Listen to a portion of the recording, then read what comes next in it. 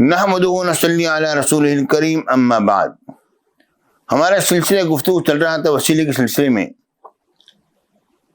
کہ وسیلہ جو ہے ہم نے کہا کہ یہ مسلمانوں کا شعار رہا ہے، ہمیشہ سے مسلمان رب کی بارگاہ اقدس میں وسیلہ پیش کرتے چلے آئے ہیں. تو اس سلسلے میں مجھے حیرت ہوتی ہے اس بات پر کہ لوگ وسیلے کا انکار پتہ نہیں کیوں کرتے ہیں، کیونکہ وسیلہ جو ہے وہ تو در حقیقت شرک کی جڑ کو کاٹتا ہے، شرک کی جڑ کو کاٹنے والا ہے.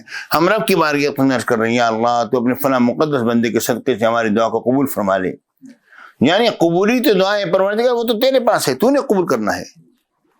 جب قبولی دعا کا ہم یہ عقیدہ رکھ رہے ہیں کہ رب نے قبول فرمانا ہے تو ہم وسیلہ پیش کر رہے ہیں، تو در حقیقت یہ وسیلہ پیش کرنا یہ تو شرک کے جڑ کو کاٹ رہا ہے کہ کوئی اور دعا کو قبول نہیں کرتا، اللہ رب العالمین دعا کو قبول فرماتا ہے.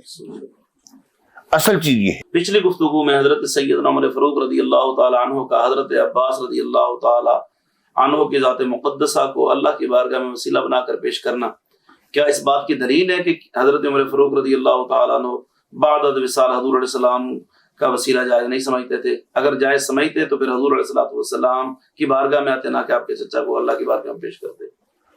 ہاں، یہ بات اس انداز میں لوگوں نے بہت پھیلائی ہوئی ہے کہ جی جو موجود ہیں اس کا وسیلہ پیش کیا جائے، جو موجود نہیں ہے اس کا وسیلہ پیش نہ کیا جائے، جن کا وصال ہوگا ان کا وسیلہ پیش نہیں کیا جا سکتا.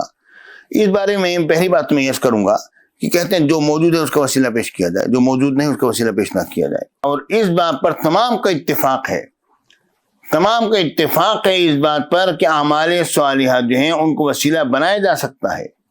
اب میرا سوال اتنا ہے کہ اعمال صالحہ کو جب کوئی شخص وسیلہ بناتا ہے کیا وہ عمل صالح اس کی جیب میں ہے؟ اللہ اکبر. کیا وہ اس کے لیے نہیں پھر رہے عمل صالح کو؟ ایک شخص نے عمل صالح کیا وہ رب کی بارگاہ سے موجود ہے. اور جس طرح کہ میں نے پہلے حدیث پاک پیش کی تھی 3 افراد کی کہ ہر شخص نے اپنے اپنے ایک نیک عمل کو رب کی بارگاہ میں وسیلہ پیش کیا اور رب العالمین نے پہاڑ کے دہانے سے پورے پتھر کو ہٹا دیا اور وہ لوگ باہر نکل آئے. تو یعنی ہمارے صالحہ بھی رب کے پاس موجود ہیں. تو جو نیک اللہ رب العالمین کے مقدس بندے ہیں، نیک بندے ہیں، وہ بھی چاہے ان کا وصال ہو جائے رب کے پاس تو موجود ہے نا.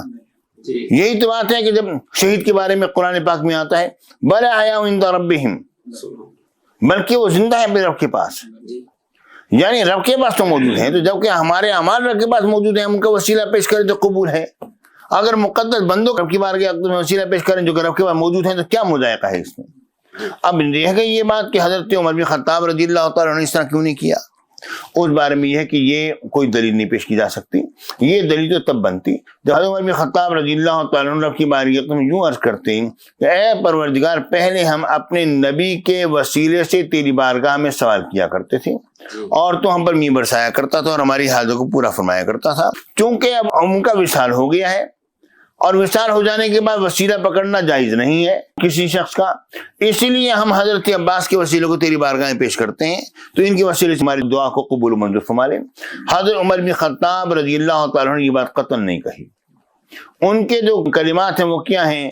حدیث پاک میں اس طرح آتا ہے کان اذا قحط استسقى بالعباس بن عبد المطلب، جب قحط پڑا کرتا تو حضرت عمر بن خطاب رضی اللہ تعالیٰ عنہ کیا کیا کرتے تھے؟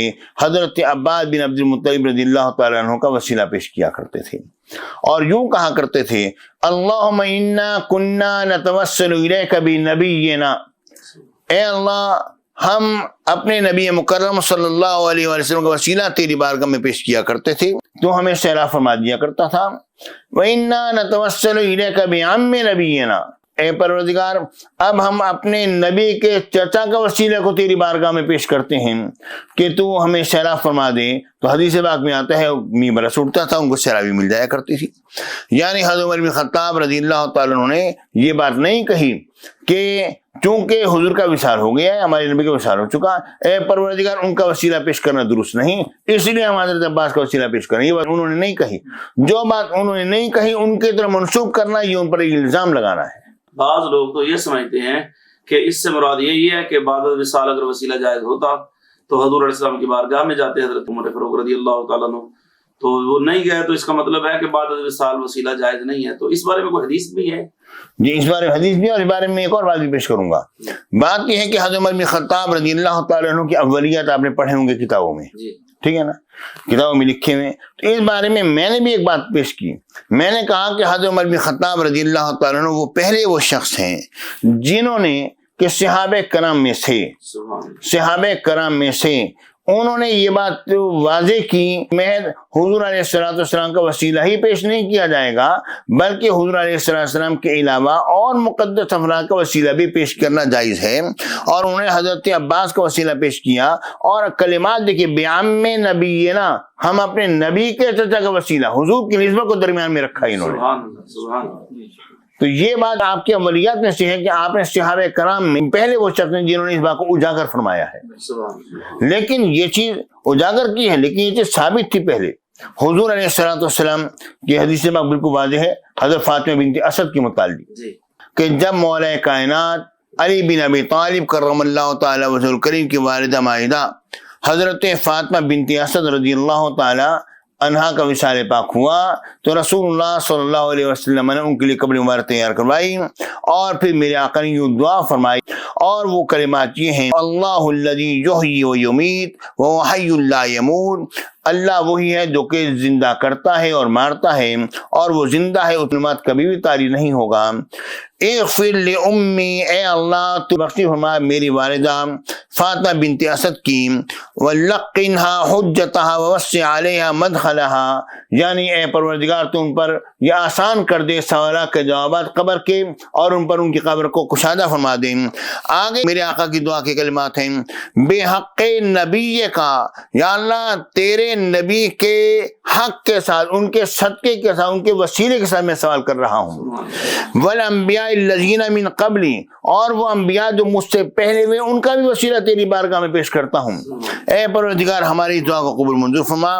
فإنک ارحم الراحمین، پس بے شک تو سب سے زیادہ رحم فرمانے والا ہے. یہ حضور علیہ السلام کی دعا بالکل واضح دلیل ہے کہ جن کا وصال ہو چکا ان کا وسیلہ بھی پیش کیا جا سکتا ہے، جیسا کہ حضور علیہ السلام نے یہ کلمات کہے: بے حق نبی کا، اپنے وسیلے سے، یا اللہ تیری نبی کے وسیلے سے یعنی میرے وسیلے سے میں اپنا وسیلہ تیری بارگاہ میں پیش کرتا ہوں. والانبیاء الذین من قبلی، اور ان انبیاء کا جو مجھ سے پہلے گزر گئے ان کا بھی وسیلہ پیش کرتا ہوں، یعنی جو اس دنیا میں حیات ہے ان کا وسیلہ بھی جائز ہے اور جو دنیا سے گزر گئے ان کا وسیلہ بھی جائز ہے. اس حدیث پاک میں یہ دونوں باتیں ثابت ہیں. ہاں، اس حدیث پاک میں ایک راوی ہیں حضرت سیدنا امام سفیان ثوری، ان کے بارے میں کہا گیا کہ وہ مدلس ہیں. ہاں، بات یہ ہے کہ سبحان اللہ حضرت سفیان ثوری پر تدلیس کا الزام لگا دینا اور یہ کہہ دینا کہ جناب مدلس ہیں، ان کی حدیث قابل قبول نہیں ہے، یہ بات ہمارے نزدیک قابل قبول نہیں. وجہ یہ ہے کہ آپ نے تدلیس فرمائی، لیکن آپ کی تدلیس کے بارے میں اور تمام علماء کرام، اور چاہے وہ فقہا ہوں، محدثین ہوں، اصحاب جرح و تعدیل ہوں، تمام کے تمام نے آپ کو ثقہ لکھا ہے، آپ کو امام مانا ہے، آپ کو حجت مانا ہے، آپ کو عابد و زاہد قرار دیا اور کہا کہ آپ کی تدلیس جو ہے حدیث کے اندر کوئی ضرر نہیں کرتی ہے، کیونکہ آپ اسی طرح تدریس فرماتے ہیں اور اس کی انہوں نے تفصیل لکھی ہے. انشاءاللہ اگلی گفتگو میں ہم اس بات کو واضح کریں گے. وآخر دعوانا ان الحمد للہ رب العالمین.